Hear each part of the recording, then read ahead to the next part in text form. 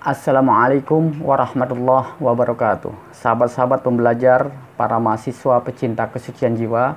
Pada kesempatan kali ini saya akan mempresentasikan perkuliahan yang berkenaan dengan pendidikan atau agama Islam ya, pendidikan agama Islam, yaitu pada tema trilogi ajaran ilahi atau kita biasa sebut iman, Islam, dan ihsan.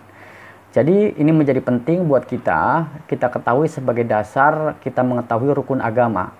Jadi trilogi ajaran ilahi ini juga bisa disebut rukun agama. Nah, maka kita mesti ngerti apa itu iman, Islam, dan ihsan secara keilmuan.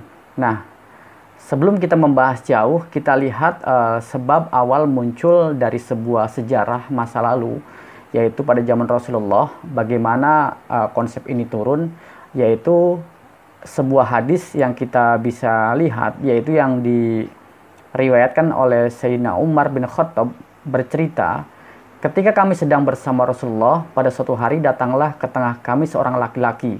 Jadi pakaiannya sangat putih bersih, rambutnya sangat hitam kelam, nampak padanya bekas-bekas perjalanan yang sangat jauh gitu ya. Tidak nampak gitu, seolah-olah padang pasir begitu luas kok kayaknya dia nggak perjalanan jarak jauh. Padahal di daerah situ nggak ada orang yang sebersih seperti itu. Nah, singkat cerita, orang itu masuk ke khalaqah Rasulullah ketika Rasulullah itu bersama para sahabat duduk membentuk khalaqah, merapatkan bersentuhan dengan lutut Nabi dan dia bertanya kepada Rasulullah. Nah, singkat cerita, orang tersebut adalah malaikat Jibril alaihissalam yang bertanya kepada Rasulullah.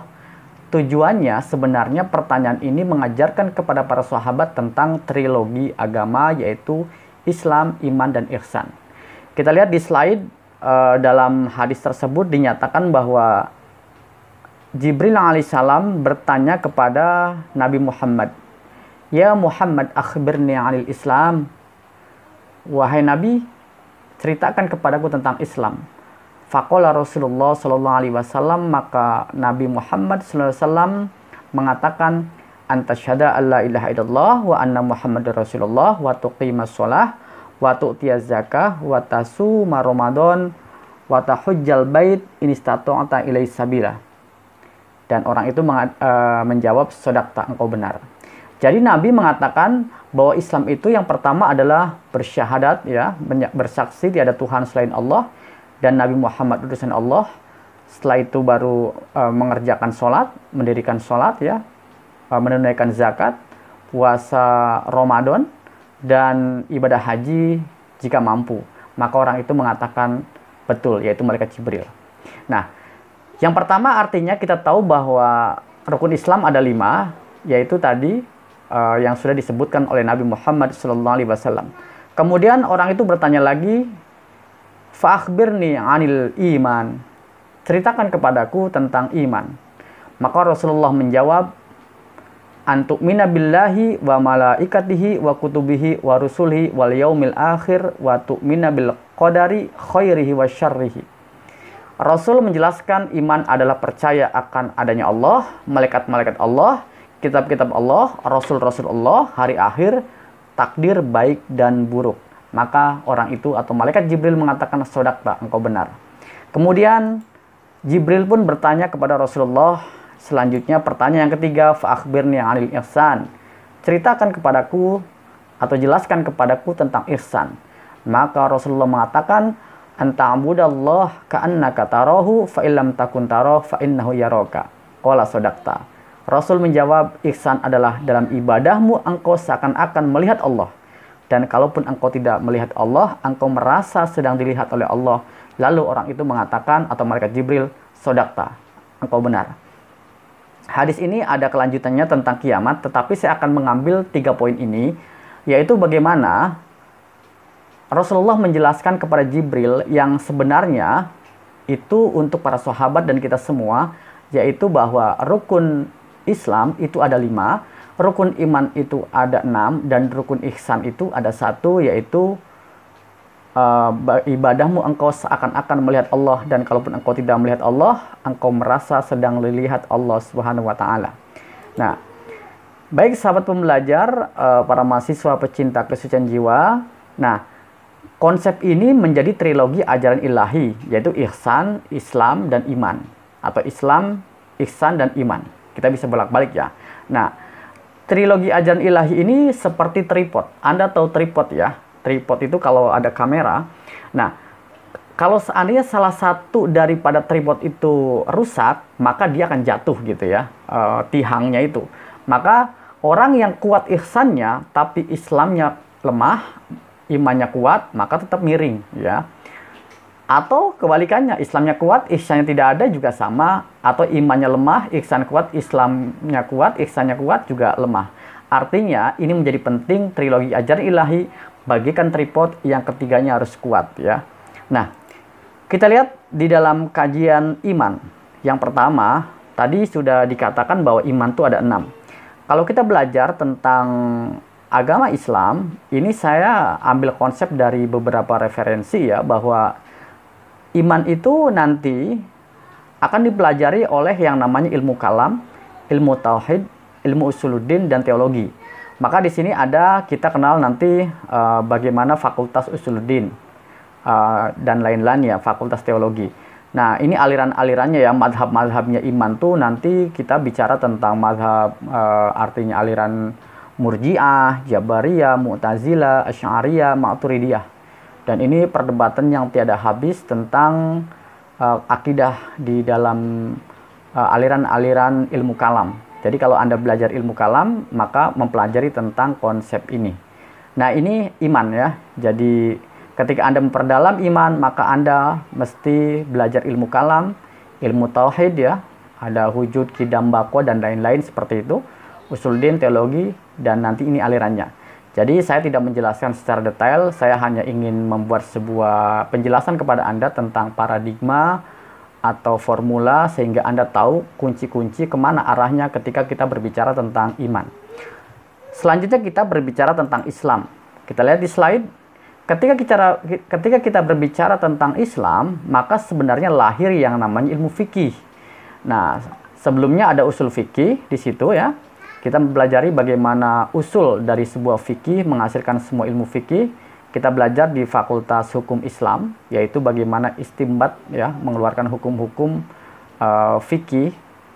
Dan madhabnya di sini ada Ja'fari, Maliki, Hanafi, Syafi'i, dan Hambali. Yang kita kenal di Indonesia ada Syafi'i, Hanafi, Maliki, dan Hambali ya. Tapi ada sebagian Ja'fari juga. Nah, artinya inilah syariat, aturan-aturan fisik gitu ya. Jadi aturan ibadah fisik ada di aturan Islam atau disebutkan syariat atau ilmu fikih. Nah, ini ketika kita belajar tentang Islam lebih dalam konteks iman, Islam, dan ihsan. Selanjutnya kalau kita lihat tentang ihsan, nah di sini kalau kita belajar ihsan juga di sini, maka kita mempelajari mistisisme Islam. Nah, dalam lebih jauh daripada mistisisme Islam, maka kita mempelajari tasawuf atau kita mempelajari akhlak. Dan di sini kalau masuk ke area-area sifatnya ritual, ini adalah dia masuk dalam sebuah ranah ritual tasawuf. Dan di sini ada beberapa referensi, yaitu tasawuf yang mu'tabaroh dan tasawuf yang ghair mu'tabaroh. Jadi ritualnya kalau kita sebut namanya tarikat ya. Di sini ada mu'tabaroh, ada tarikat Rumiyah, Rifa'iyah, Sadiyah, Bakriyah, Umariyah, Alawiyah, sampai Saziliyah, Maulawiyah, sampai Naqsyabandiyah, Qadiriyah, Naqsyabandiyah. Nah, ada ghair yang mu'tabaroh, artinya menurut referensi yang saya baca, ada tasawuf yang ghair mu'tabaroh, artinya tasawuf yang tidak sesuai dengan Al-Quran hadis. Nah, ini teman-teman yang menyukai dunia ihsan, mistisisme Islam lebih tahu tentang kajian-kajian tentang ini. Maka kita tahu di sini ada fakultas tasawuf psikoterapi ya, bagaimana pemanfaatan konsep-konsep tasawuf untuk psikoterapi gitu ya. Nah, ini diajarkan di sini. Termasuk juga bagi mereka-mereka yang mencintai atau menyukai dunia mistik Islam, ini juga diajarkan bagaimana kita mengolah kolbu, mengolah batin gitu ya. Makanya kalau ditanya, apa itu rukun ihsan? Ya satu, yaitu menyembah Allah seolah-olah engkau melihat Allah. Jikalau engkau tidak bisa melihat Allah, maka yakin Allah melihat engkau. Jadi kita merasa terawasi dengan Allah gitu. Jadi orang-orang yang belajar ihsan biasanya dia menyadari, aware bahwa dirinya itu diawasi Allah dimanapun. Dia tidak melakukan sesuatu yang jelek, ada orang, nggak ada orang gitu ya. Karena apa? Ngerasa diawasi Allah gitu. Jadi kalau orang sudah ihsan, maka dia selalu Allah oriented ya. Allah menjadi fokus tujuannya. Di mana-mana ada Allah, dia fokus diawasi oleh Allah. Dan juga dia merasa tenang bersama Allah. Dan tentunya dia terjaga. Karena tadi dia merasa terawasi oleh Allah SWT. Dan orientasi kehidupannya adalah baik gitu ya. Berbuat baik. Nah, teman-teman sekalian, inilah penjelasan kita berbicara tentang trilogi agama, iman, Islam, dan ihsan. Nah, jadi kalau Anda belajar iman, maka tadi sudah ada runtutannya bagaimana mempelajari dari akidah-akidah Islamiyah. Dan ketika kita berbicara tentang Islam, juga kita belajar tentang syariat, tentang fikih, tentang usul fikih. Dan kalau kita belajar tentang ihsan, maka biasanya orang mempelajari ilmu mistisisme Islam. Artinya mempelajari tentang akhlak. Jadi mistisisme itu adalah akhlak. Nah, baik, kita lihat ini ada satu slide yang menarik bagi saya.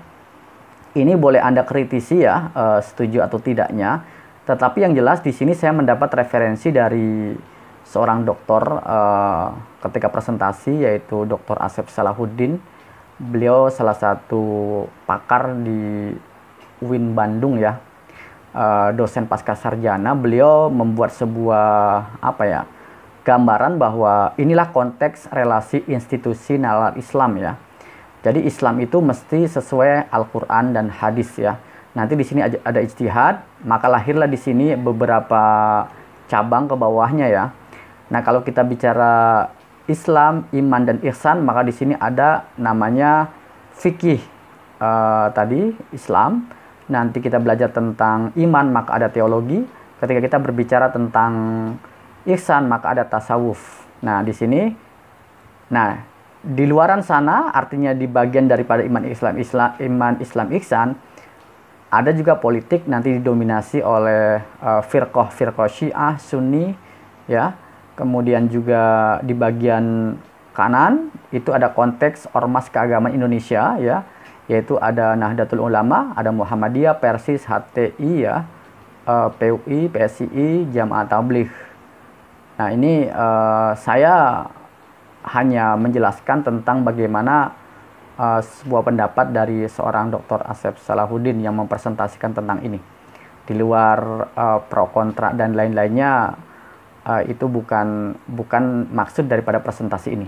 Jadi minimal memberi gambaran kepada kita, artinya di sinilah kita posisi berada iman Islam ihsan, fokus kepada bagaimana Islam membangun fikih, membangun hukum Islam ya, baik secara madhab Syafi'iyah, Malikiyah, Hambali, Hanafi, Ja'fari, ataupun ada orang yang tidak bermazhab di sini ya. Ketika berbicara tentang iman, maka ada teologi, ada Khawarij, Asy'ariyah, Jabariyah, Maturidiyah, Murji'ah. Ketika berbicara tentang ihsan, maka di sini ada ritual-ritual yang mengarah kepada perilaku-perilaku sufistik ya. Dan kita di sini mengerti bahwa ternyata inilah sebuah trilogi agama yang mesti kita ketahui. Adapun pengembangannya itu tergantung konteksnya masing-masing sesuai dengan keilmuannya. Maka teman-teman sekalian, inilah sebagai bahan diskusi kita dalam mata kuliah agama Islam, yaitu berkenaan dengan trilogi ajaran ilahi yang berbicara tentang iman, Islam, dan ihsan.